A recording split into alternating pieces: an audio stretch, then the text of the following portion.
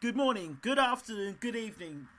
Wherever you are in the world, my name is Ingram Jones and I have with me, back for the new year, world-class trainer, Abel Sanchez. Abel, how are you? I am doing great, Ingram. Nice to be with you and your fans. Thank you so much for once again opening your doors and allowing me to talk to you. So, the end of the year, there were some interesting fights. Two fights in particular. We'll start with Chris Eubank Jr. and Spike O'Sullivan. Did you see that fight? No, I didn't see it, but I did read about it, and I did see some clips on YouTube. Chris is growing, and he proved that he's a little better than Spike. I had said that before. Spike had not fought anybody yet, but Chris seems to be growing and getting better. Okay. Ready for Gennady Golovkin? I don't think so. I think that he's got a fight coming up against Blackwell. Is that correct? I believe that he's left. Yes. He's left Matchroom now. Oh, he's left Matchroom. Oh, okay. Well, he's got one more fight. I think some kind of European title before he can be ready. I think that he needs to step up one more and then maybe have that rematch that they're talking about with BJ. And then I would say that he's on a world-class level. He's got to beat these kind of guys to be able to be considered for the Golovkin sweepstakes. Okay. Then there was another fight. Andy Lee, who we talked about a bit, that was potentially the next opponent for Gennady Golovkin, should he have got past Billy Joe Saunders. What did you think about that fight?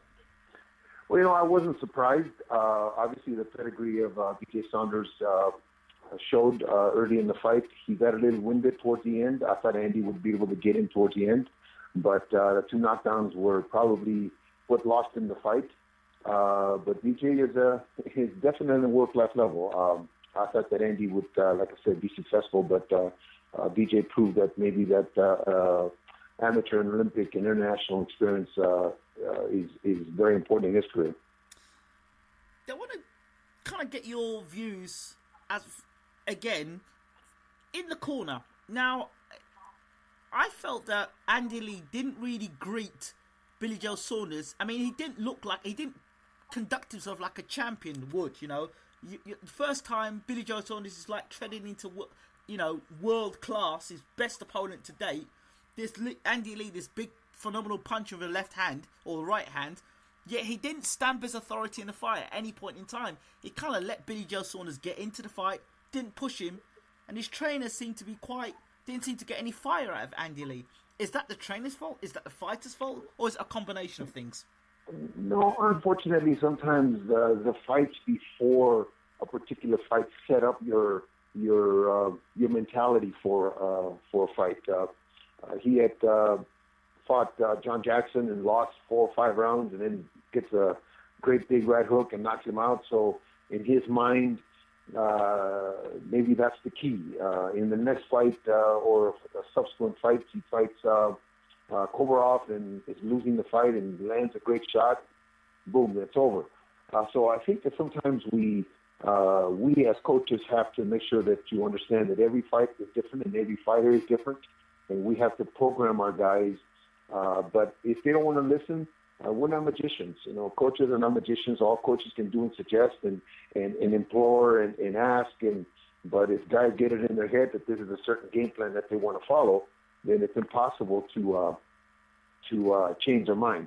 I'm fortunate. I have a young man with Golovkin who we talk about things before the fight, and he follows them to a T. So not every fighter's that way, but Andy could have listened and could have tried some of the things that the corner was telling him, but he didn't, and subsequently he lost the fight. Do you think Andy Lee lost that fight, or Billy Joe Saunders won that fight? No, I think Andy lost that fight. Billy Joe, I don't think, was as dominant as you would want a world championship fight to be. If Andy had followed instructions a little closer and those 2 knockdowns had not happened, I think we're looking at a different decision. But then again, Andy is a very seasoned veteran, and Billy Joe is coming up. Billy Joe really doesn't have that much experience, so maybe Billy Joe in a couple, 3 fights will be a real hard guy to deal with. Okay, I'm going to ask you a question in reverse. you know what the obvious question will be. So I'm going to reverse the question and see what you say. If you were the trainer of Billy Joe Saunders today, would you fight Gennady Golovkin in your next fight? I think it all depends on a lot of factors. I think that in today's boxing, it's more of a business marketplace than really where the best guys fight the best. Right. So if that's what's happening, and I'm on that side, if that's what's happening, am I going to fight Golovkin for the amount of money that it's going to take me to make in 3 or 4 fights otherwise, and take a chance of losing, take a chance of getting hurt, take a chance of... So all those factors have to be accounted for. So if I'm going to make as much money in one fight that I'm going to make in 3 or 2, then I have to advise my guy on that way of it. Of course, me training Billy Joe, I would think that if I was his coach, I would think that we can beat Golovkin. So now if we have a chance, if we think we have a chance, or we're going to take a chance, and not only take a chance, but make more money that I can make in 3 other fights. So it's a lot of things that have to come into play when you're sitting down with your fighter and with your manager and with the promoters and everything concerned to make sure that we all benefit in the best way. Yeah, you did that. You got through that quite well, Abel. I thought maybe that you may have swerved it, but you did well. I like that. No, impressed. I think that we have to make sure that we look at the future. We look at all of our futures. Billy Joe didn't get there by himself. There's a lot of people behind him that put a lot of time and effort and money and sacrificed a lot of things in their lives to get Billy Joe there. So I think all of it has to be where we're looking at tomorrow, not just today. Okay, we'll continue. Billy Joe Saunders is your fighter. How do you respond to criticism that your fighter is a coward? I think that anybody that steps through the ropes has got a huge heart and is a warrior. Anybody that steps through the ropes and fights in front of 10, 15, 20,000 people, when you're on display there against another man that wants to beat your head in, you can't call him a coward. The man is proven his worth. That he's a coward because he's trying to maximize his potential and his winnings. Well, then the people that are calling him that have never been in the ring or have never faced a situation like that. I don't believe Billy Joe's a coward. I think that Billy Joe is sitting down with his people and making sure that everything is right. All his I's are crossed and his T's are dotted. And before the fight, or if you recall, before the fight, he talked about not being ready for 18 months. Here's a man that was talking, back then they didn't call him a coward. Back then they called him smart. So I think if he can maximize everything around him and make sure that his team is all on board with the same mindset, then if he fights Golovkin for whatever amount of money that they end up negotiating and he is comfortable with it, I think he made a great deal. If he doesn't, then he goes on to something else. You're a great PR man, Abel. I'll give you that. You're a great PR. Did you work in PR at any point before you got into boxing? Because you're great. No, I've been doing this business a long, long time, and I've worked with some of the great promoters. I've worked with all the promoters, but I did work for Don. I worked for Bob. I worked for all of them, and you see what they do, and you see how they program things, and you see how they set up things. And I think you have to be looking ahead. I think that a dollar today may not be the right thing. It may be $10 tomorrow. So you have to make sure that you maximize. Because it took Billy Joe a long time to get to this point, just like it took Golovkin a long time to get to this point. So you want to make sure that you make the right steps and the right moves. Because unfortunately today, a loss on your record is like a death sentence. Yes. Where in the past, a loss was you learning.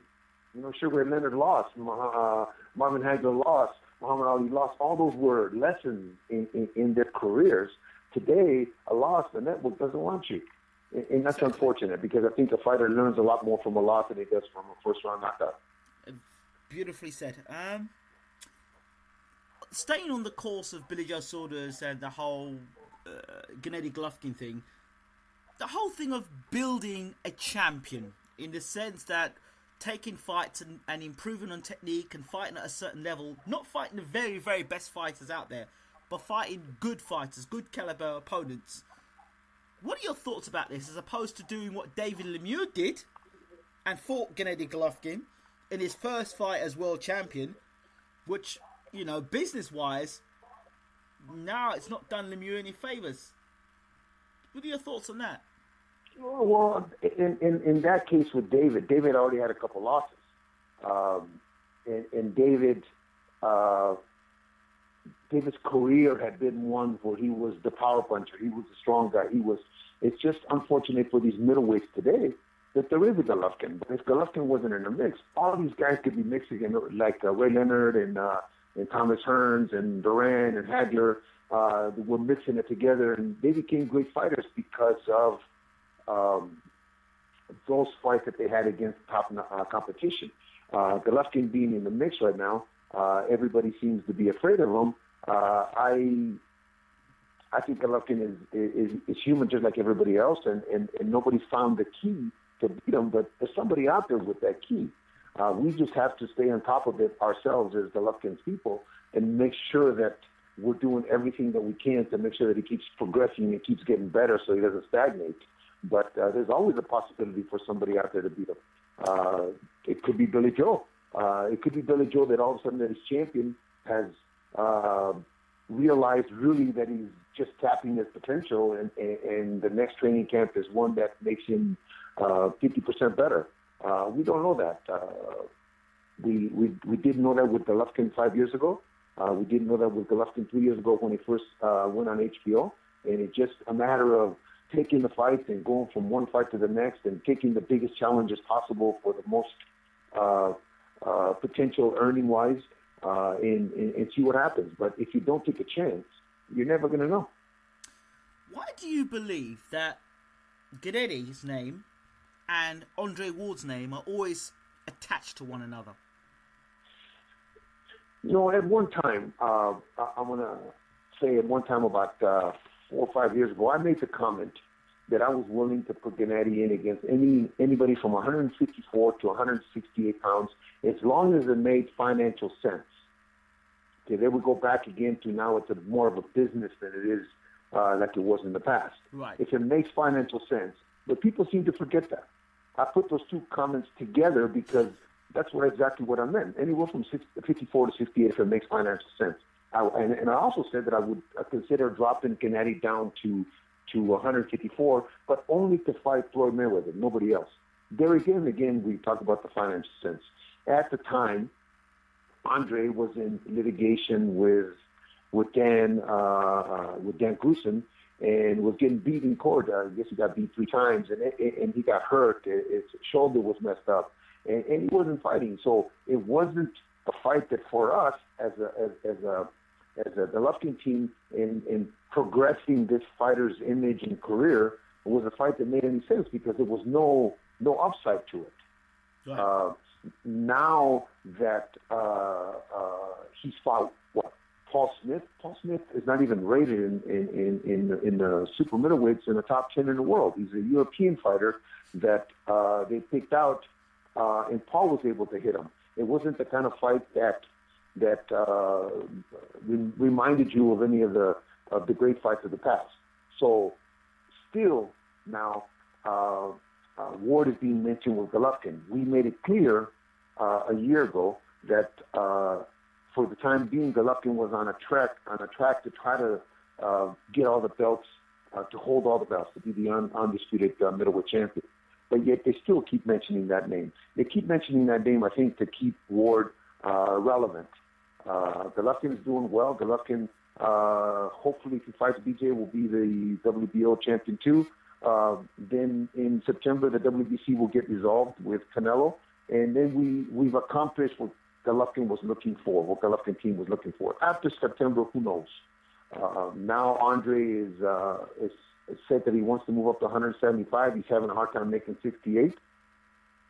And this Pereira deal has been going on for, I would say 3 weeks is the first time I heard about it. And I thought everything was finalized, and now all of a sudden Andre's got some problems with it. Maybe he's finding out that this is a real fighter, not like the ones he's fought in the past, and he's having second thoughts. So I can't see us as the Golovkin team trying to guide this young man Golovkin in a way that that is best for him if we're sitting around waiting for somebody to be ready.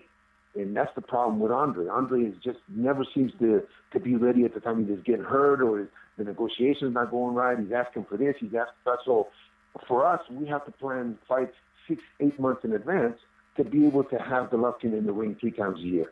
And Tom Loeffler and Herman Brothers, his managers, are very good at that and have been doing a great job with that. And if we sit around and wait for somebody to be ready to fight us, then we don't get the fights that we need for a young man that's 33 years old that we cannot just sit on a shelf.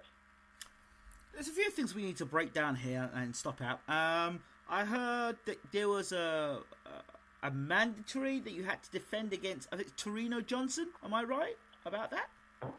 Yes, he's the IBF number 1. Right. But as the organizations have done in the past in agreement, any unification bout against another organization trumps the mandatory. The mandatory has to wait. So that is why right now it hasn't been talked about, because they're trying to negotiate this deal with Frank and with BJ to see if that's going to happen in April. If it's not, then I'm sure that Tom Loeffler and the Herman Brothers will go back to the bargaining table and start talking to the obligations that we have in front of us. So, Torino Johnson, how do you see that fight? Torino Johnson fought Eamon O'Kane on our undercard in New York. He fought the first fight. Tough kid. He's a tough kid. His only losses against Curtis Stevens, and he was beating Curtis Stevens pillar to post until Curtis landed a great left hook. I see it as a tough fight. I see him as earning his right to face his champion, whoever his champion is at the time. Now it's Golovkin. Before it was David, but I think that he's earned his right. That's why they have rankings, and that's why they have organizations like that. So there's guys that are going to come up that are going to earn the right to get to number 1. And if he's earned his right, he deserves a shot. Is he a legitimate threat? I know he's earned his shot, but is he a legitimate threat to Gennady Golovkin? That's a different question altogether. Well, I'll say it first as Gennady's coach. Nobody's a legitimate threat. Nobody. But as an outsider, let's just say, that's looking at both fighters, I say that whether he is or he isn't, he's earned the right to fight for the world title. There's a lot of guys that Buster Douglas wasn't a legitimate threat to Mike Tyson, and he won the title. Who we just see get beat, a young man that beat Iman. Granados wasn't a threat to Iman. So you never know. A guy can have a great day, and a champion can have a bad day, and then it's a threat. But as a coach, I'm saying that I'm never going to allow Golovkin not to be ready for a fight that we're going into. So as a coach, as Gennady's coach, no, he's not a threat. As an outsider, he's earned the right, and yes, he is a threat, because anybody's a threat that steps into the ropes. Where does someone like Erislandy Lara fit in the Gennady Golovkin plan? Say it again? Lara. I cut out a little bit. Yeah. Where does Lara fit in the plan? You know, Lara, like everybody else, has to earn the right, not only by fighting somebody's, but by being a fighter that the networks, who puts up the money. Let me just say this. If it's not a network fight and the network won't buy it, if we make it a pay-per-view fight, who's going to buy that fight? So it has to be something that is marketable, that makes financial sense. Who did Lara fight last? He fought Delvin Rodriguez. Cotto knocked out Delvin Rodriguez in 3 rounds. Delvin hasn't been significant for 10 years, for 8 years. But yet they keep claiming that he's a legitimate threat. Fight somebody, then you have a leg to stand on. Look, I have nothing against Lara, and if they pose them to me and they approved him, I would approve him too. It just has to be approved by not only by HBO, but by how are we going to structure this financially so it makes sense for everybody. What's Lara going to want, which is going to be crazy money. So he talks himself out of a fight. But hold on, Abel. Lara fought Canelo, and in my opinion, I thought he beat Canelo. Okay? So he gave Canelo a good fight. Now, that's the same Canelo that hasn't really proven anything at middleweight, beaten a welterweight, and you'd be quite happy to fight Canelo. What about that? Because now he's a middleweight. Okay, he's got we're happy to fight Canelo because he's got the WBC belt. If Canelo gets stripped in September, it really doesn't matter to me. He can go on about his weight. What Golovkin is looking for is the middleweight belts. Canelo is not who we're looking for. We're looking to fight to gain all the middleweight belts. Right. So if Canelo vacates, who cares? To me, really, Canelo's insignificant. So why did everyone making this fight to be such a big fight, Canelo versus Gennady Golovkin? Because I guess of his showing against Mayweather, because of his showing against Cotto. Maybe he's grown. Maybe he's gotten better since the Lara fight. But the one difference between Canelo and Lara when they fought is Lara's gone backwards in his opposition, and Canelo's gone forward in his opposition.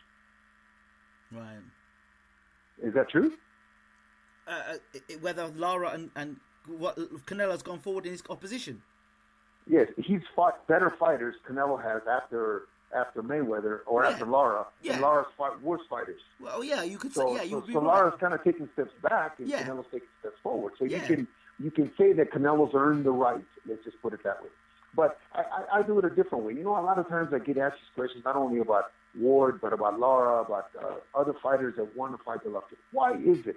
Even like I said, even Ward. Yeah. Why is it that his people don't come to K2 and don't come with a package? In other words, we want to fight you and we're offering you X amount of dollars. Let Golovkin turn it down. Let Golovkin offer him what he made in his last fight, or more than he made in his last fight, and see if Golovkin turns it down. Then at least you got to leg the stand down to say, you know what, he doesn't want to fight. He's ducking it. But those same people that are backing and talking don't want to put up their money.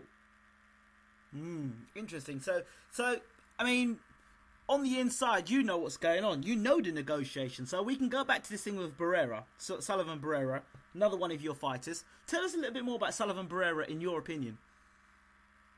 Sullivan Barrera is a young man that's been with me for 6 fights. We got 6 knockouts together. Sullivan is a Cuban national who fought for the Cuban team, fought and beat Chad Dawson in the amateurs, fought and beat some of the other bigger names in the amateurs.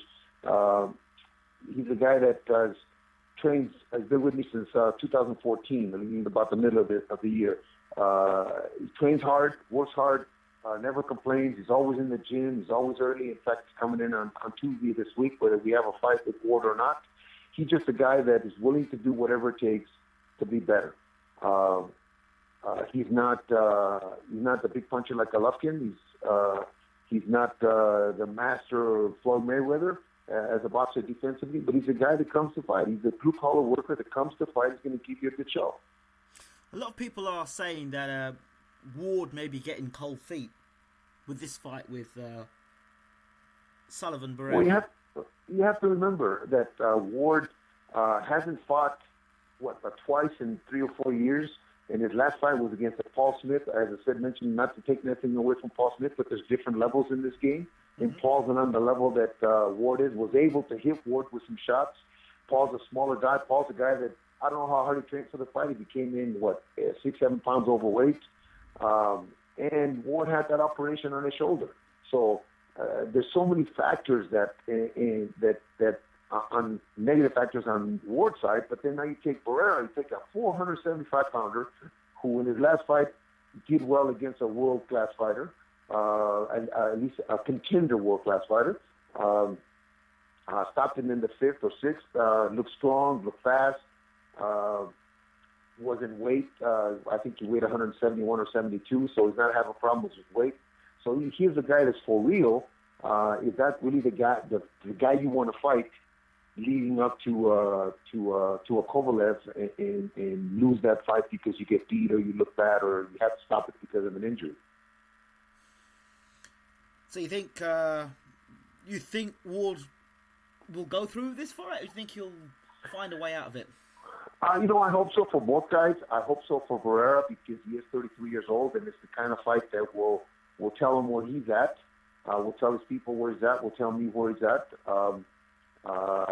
You can't lose against Ward. As far as if you go 12 and you do well, all you're going to do is step up to another big fight. You're fighting the supposedly pound for pound one of the best fighters in the world.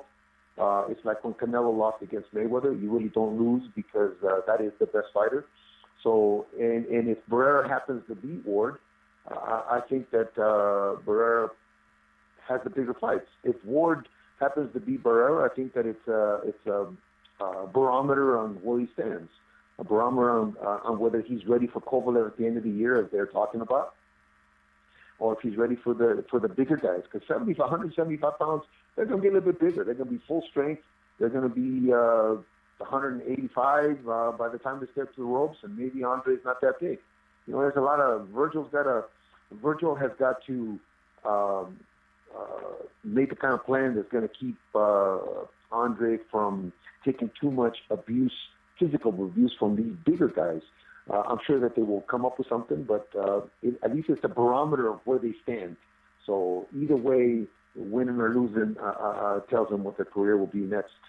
Is Andre Ward really a light heavyweight, though, Abel? I know he's in the weight division, but is he able to is his body big enough to handle the demands of light heavyweight, as you alluded to earlier? Well, I think that's a question that Virgil and him have to figure out. But when he fought at 68, I'm not privy to it, but when he fought at 68, what was the weight gain for him? That's one thing you have to ask yourself and look into. And then look at the 75-pounders. What is their weight gain? So when Andre steps into the ring, is he weighing 171, 172, and he's fighting a guy 190? I don't know. and Andre's not the tallest guy. He's only like 6'1", I believe, 6'1 and a half. Mm-hmm. So if he's fighting close to a cruiserweight, is that going to make a difference? That's why I'm saying there would be a barometer on where both of these guys really stand.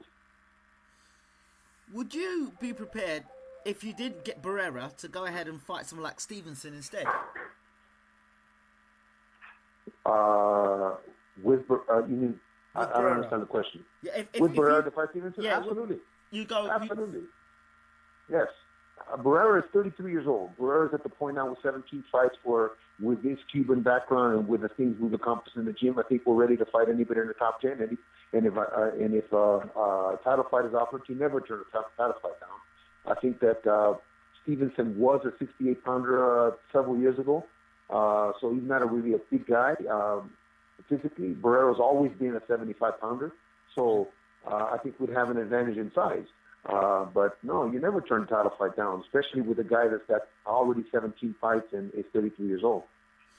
There's another guy you were talking about that you've got as a cruiserweight. Now, I talk a lot to James Elabishir, and he's got Usyk, who'll probably be challenging Golovkin for the WBO Cruiserweight Championship of the World in May or June, I'm hearing.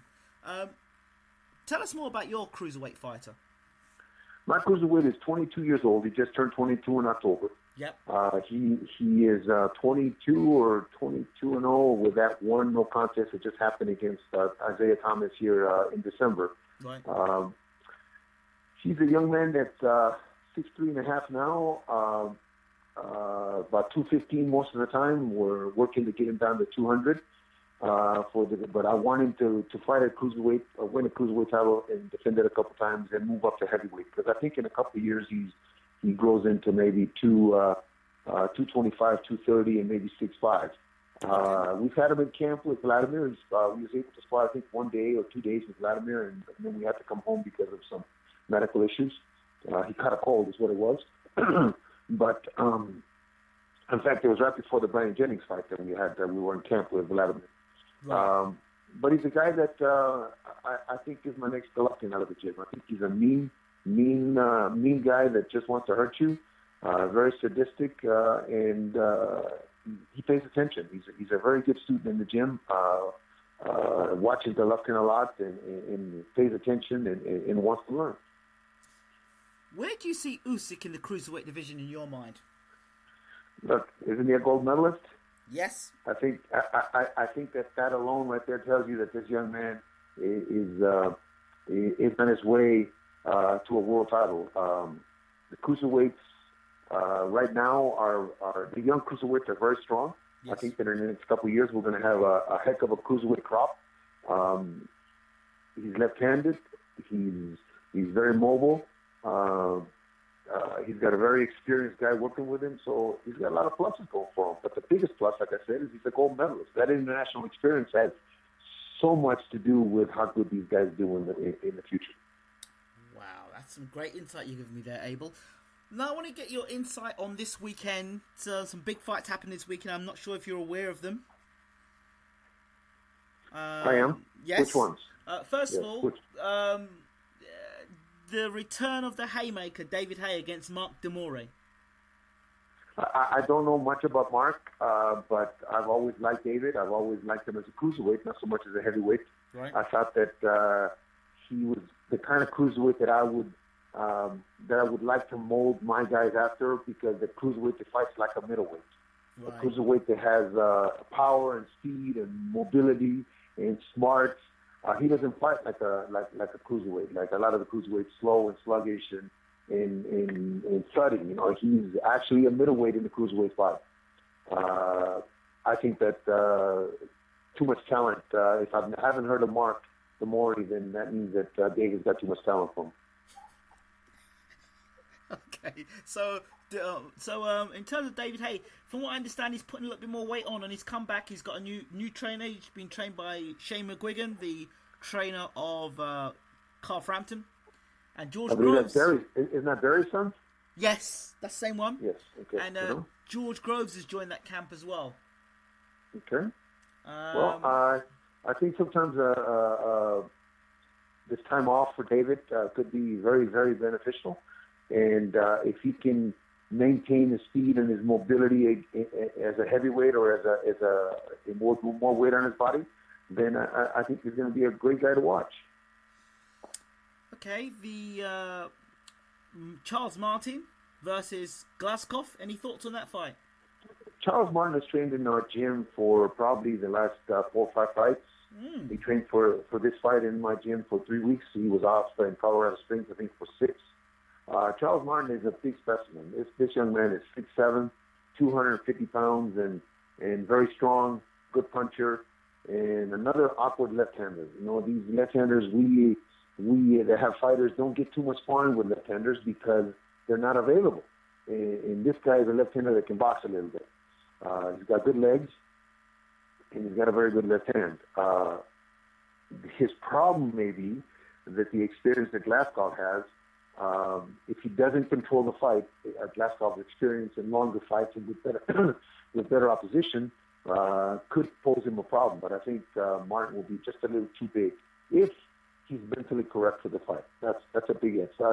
Sometimes when you get to that level and you're fighting for a world title, you can talk a good fight, but when you step to the ropes, the pressures just get to you. If this young man can control that, I think that he wins the fight handily. Glaskov's had some, I call Glaskov gift, because he had a couple of gift. He got quite a few gift decisions. I thought he got beat by Cunningham convincingly. I thought he got beat by Malik Scott. I thought he got beat by Adamic. So can you explain to me? You know, he's a pretty average heavyweight, Glaskov. Yes, I think he got beat by Rossi also. Yeah, he got beat by him as well. Yeah, you know, we're on the outside. We're not the judges. I've always been the kind trainer that don't criticize the judging unless it's just completely a farce. Right. All those fights that you talked about were close enough so that your vantage point could have been different, and it wasn't like a 8-point spread or a 10-point spread. I think that Glaskov has gotten the benefit of the doubt in some of those fights, but he's still undefeated. He still won. And those fights are going to be the experience that I'm talking about. The experience of how to handle 7, 8, 9, 10, 11, and 12. How to handle the second part of the fight where if a guy gets tired, your experience of just touching him, just hitting him here and hitting him there, could debilitate him and could land a good shot that you want to land. He's not a big puncher, so he's going to have to work. He's going to have to stay busy. But that experience could be a difference. But I still see it as a 60-40, 65-35 fight for Martin. How big a puncher would you say Martin is at world level, would you say, in your opinion? He's no Mike Tyson. He's no George Foreman. He's not Vladimir when Vladimir is on, but he can crack a little bit. He lands a good straight left hand, and the thing, he's got a sneaky left hook. Right hook. I'm sorry. He's got a sneaky right hook that he lands it over a lazy jab. He's got a sneaky right hook that generally lands close to the top of the head. And with a short guy like Glaskov, he could be landing that hook all night. Okay, so we'll look out for that. Thank you so much for that. And the final fight of the night, and this is the one that's been plaguing on my mind: Svilka versus Wilder. Okay, with Arthur, I think that his biggest asset is Ronnie Shields. Oh, that's exactly what I've been thinking. Yes, his biggest asset is Ronnie Shields. If he pays attention to Ronnie, if he does what Ronnie asked him to do, I think he's got a good chance. I think he's got a good chance because he can punch a little bit, and if he gets inside, and if I watched the press conference the other day, they're very upset at each other. So sometimes tempers flare up, and Deontay has never showed me this before, never showed me this side to him. And does that mean that he's I'm not going to say afraid, but that he's leery of what Arthur brings? Does that mean that he's in his head? So there's no doubt that Deontay, if he boxes him from the outside and lands a straight right hand, could be an easy night for him. But just the fact that he's got Ronnie Shields, Arthur's got Ronnie Shields in his corner, is a big plus for him. And if he listens, he has a great chance. For me, that's the argument I've been bringing to everybody. Svilka is a step up than what Wilder's fought for a while. Svilka's got Ronnie Shields in his corner. He has got fast hands, decent footwork, carries a good chin, and it's got a bit of pop. So these are all the things I think are in Svilka's favour. And I don't think Wilder takes the best punch. So all those things combined, I think Svilka stands a good chance. Yeah, those are all pluses. And you also have to take one minus on Wilder, is that he's got brittle hands. If he hurts his hands in the fight, early in the fight, and cannot throw. I think he had an operation on his right hand after the last fight. Yep. If he hurts his hand again, and he's a one-handed fighter, then Arthur's got a great chance. And again, and if he does, then we got to go back to Ronnie and make sure that he's listening to Ronnie. Ronnie will set things up for the subsequent rounds so that Arthur can do the things that he needs to do. But he has to listen to Ronnie. How good a trainer is Ronnie Shields? An exceptional trainer. What makes him exceptional, Abel? I think experience. Look who he's worked with. The fact that he worked with Evander Holyfield right alongside Georgie and Lou, you have to give him pluses and pluses. He's had some terrific fighters. He's developed some terrific fighters. He's got a good boxing mind. I think the experience is something that we can't buy. There's a lot of good trainers out there that are going to be even better trainers the further along they go in their careers because of that experience. That you start working with very good fighters that he's worked with, you can't help but become a great trainer. Interesting you say that. What do you think of Teddy Atlas and his fireman speech? What does that mean to you as a trainer?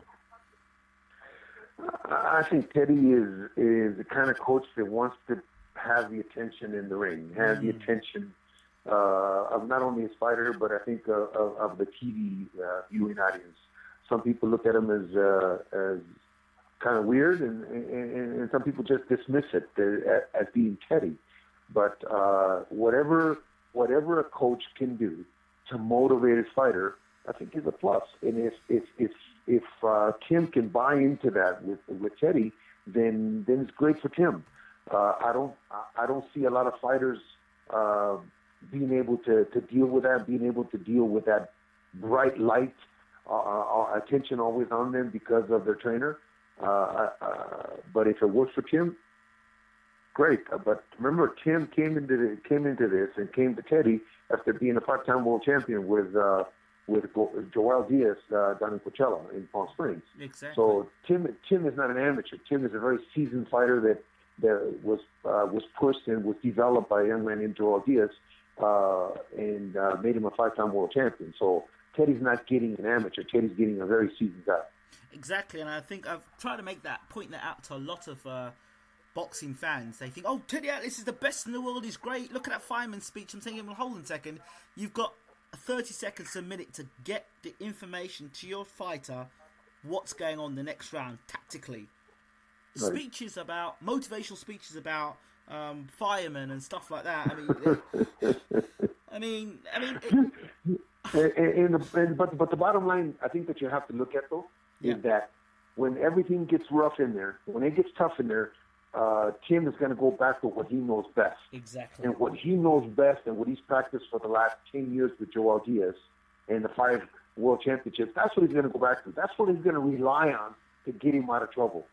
He's not going to remember the fireman's speech. He's not going to remember all those things they've done in the gym, because those things that were done in a couple months. He's going to go back to what works for him and has worked for him in the past. See, I everything you're saying is absolutely total and bang on, Abel. But there was something disappointing the other day. Tim Bradley said that he's learned more under Teddy than he ever did under Joel Diaz, which I thought was really upsetting. You know, if you go on the internet and you look at in fact, I'll take a picture of it and send it to you. I wrote a piece back in 1996 that was published on some of the internet sites. Yeah. And it's called A Disturbing Trend. And that trend is about fighters being ungrateful. Fighters being ungrateful to that guy that brought them through the rough spots and made them somebody, and then all they do is badmouth him. It'd be better if Tim just kept his mouth shut and just went along his business with Teddy and thanked Joel for the 5 world championships and making him a millionaire. Because Tim doesn't realize that Joel, by being with him, left his family. He wasn't with his family. He wasn't going to the baseball games with his kids. He wasn't doing all the things that fathers do for these fighters. But to be ungrateful like that and say things like that, that's not right.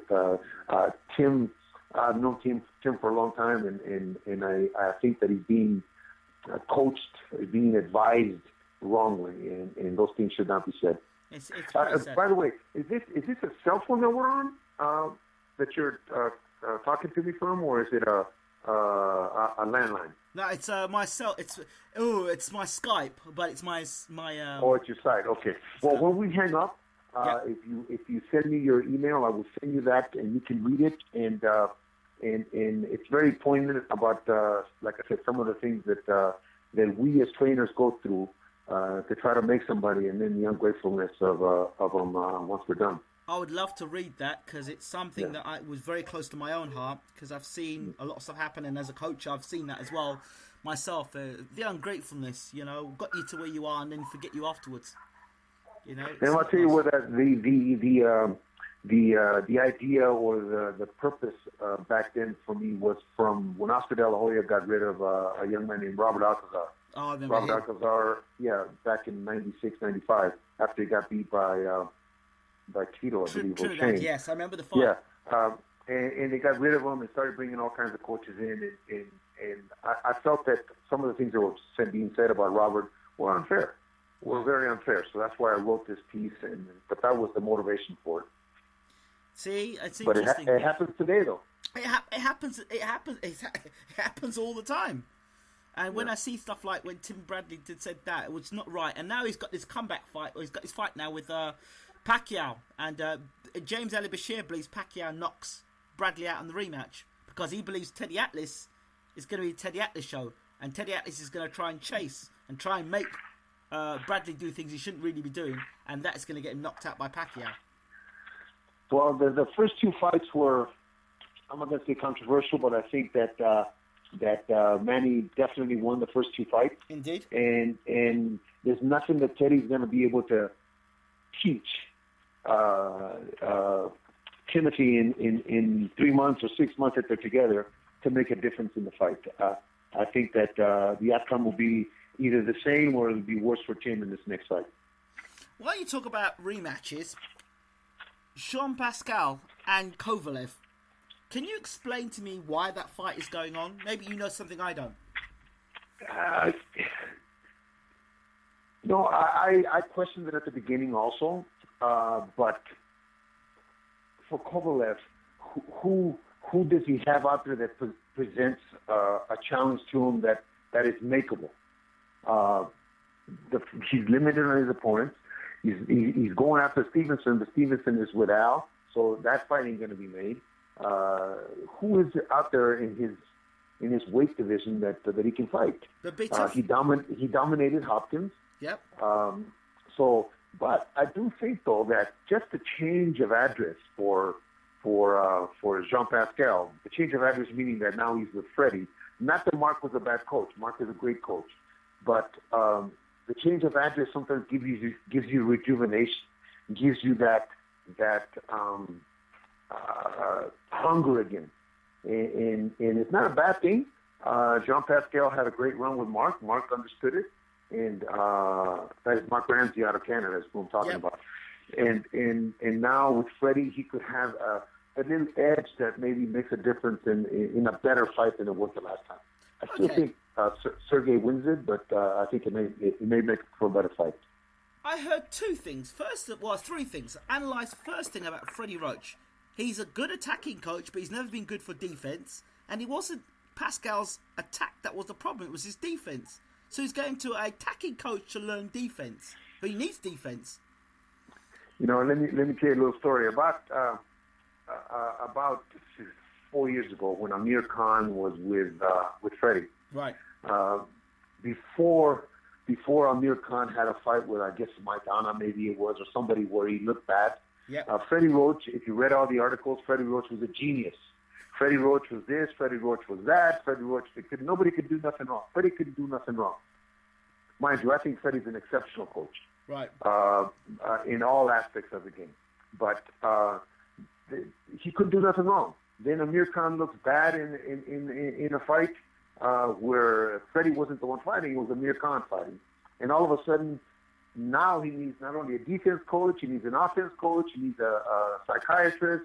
Now Freddie needs help. Every fight is different, every fighter is different, every approach is different.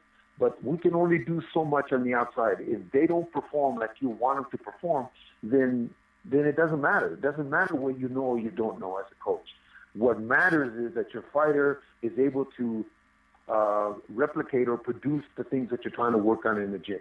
So that's why I say about Jean Pascal. Jean Pascal, his defense could be better if he landed some better shots. And maybe Freddie, by making him land some good shots, will make his defense better because he's not getting hit, because he's the one landing the shots. So there's a lot of different ways to look at that. Okay.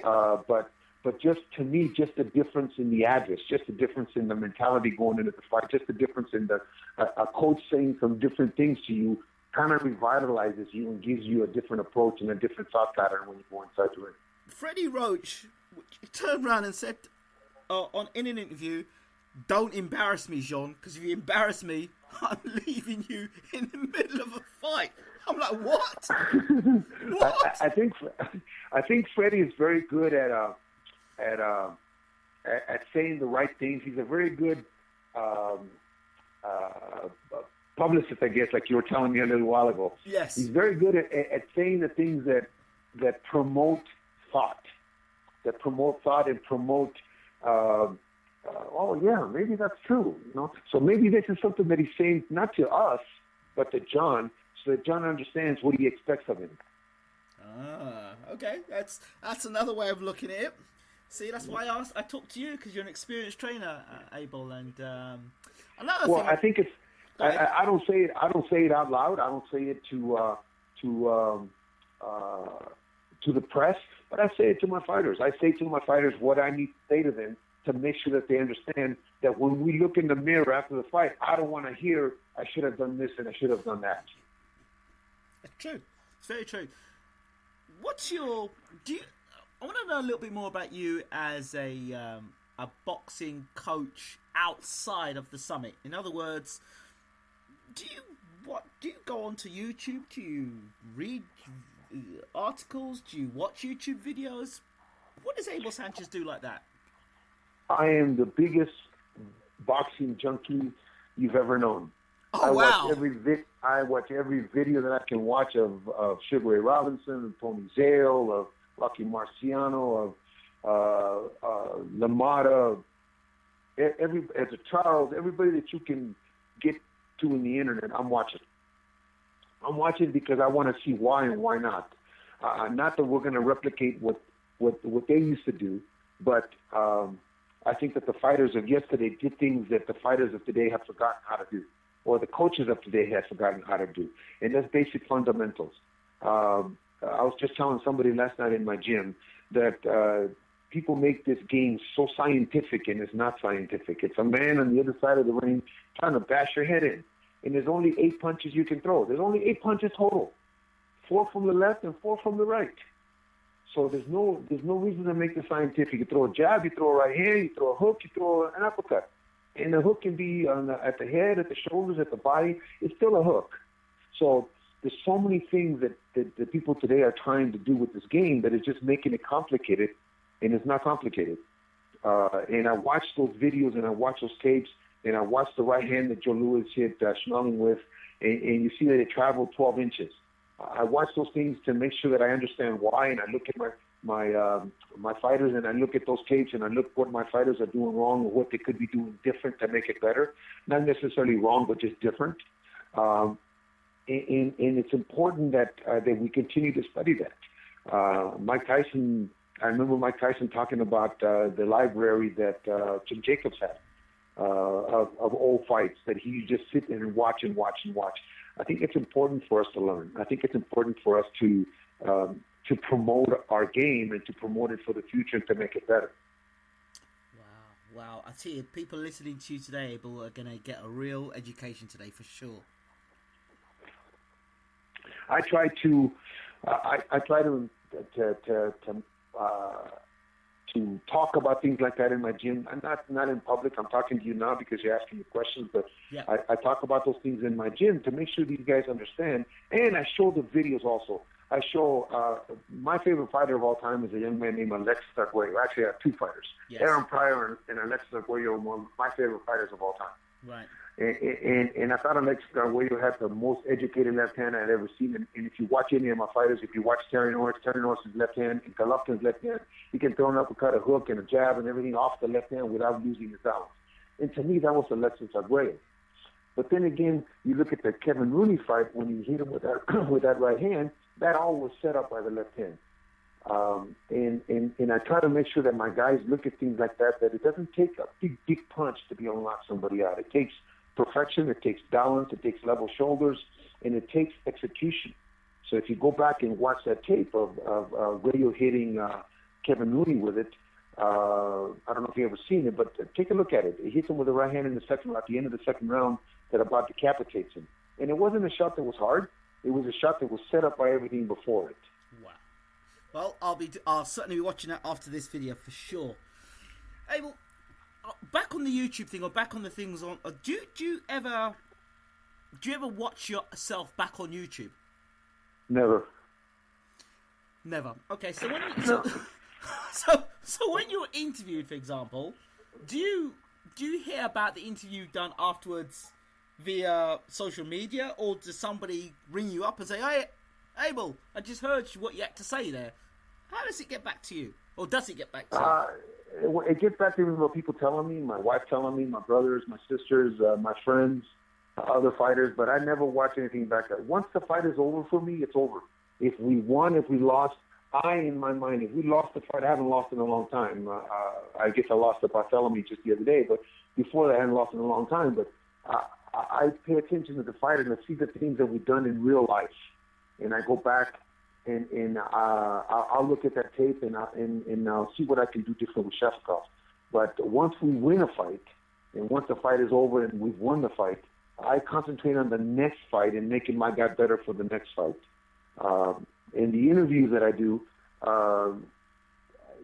if I was to listen to every interview, I wouldn't have nothing else to do. I couldn't do nothing else. I wouldn't have time to do anything else. But I just speak on what I know. I just speak on how I feel about it. There's not a lot of people that think my way, because there shouldn't be. I say this all the time to people in my gym. There's 4 organizations. There's 17 weight divisions. There's 68 actual world champions right now. regular champions or super, whatever you want to call it, 68 world champions. That means that the 68 geniuses out there, coaches that is, that think their way is the only way. And that's not true. There's a lot of different ways to do this. And my way is my way. And my way, if it's working for me, great. But there's 57 other ways that are, or methods that are working for somebody else. And when one of those geniuses, fighters, gets knocked out, a new genius comes into the fold, and now there's another way. So there's a lot of different methods and a lot of different ways. It's just that we have to be confident in that what we're doing is correct. So when I speak like this, I'm not going to listen to it again because I'm saying it because this is how I believe and what I feel. Abel, you are so passionate today. It's unbelievable. That's me. Abel Sanchez, I want to say thank you so much every time for opening the door. Like I said to you before, we need to do a special with you to talk about how you got into the world of boxing because it hasn't been done yet. So that's something I want to do soon. And obviously that special project we've been talking about, I definitely want to get you on that as soon as possible. So have you got anything you want to say to boxing fans before we close off this interview? Well, we certainly appreciate all the support. We hope to give you the best fights that are possible. We hope that whenever you see any of my guys go into the ring, that you're satisfied with their performance and that they give you your money's worth. And thank you for having me on.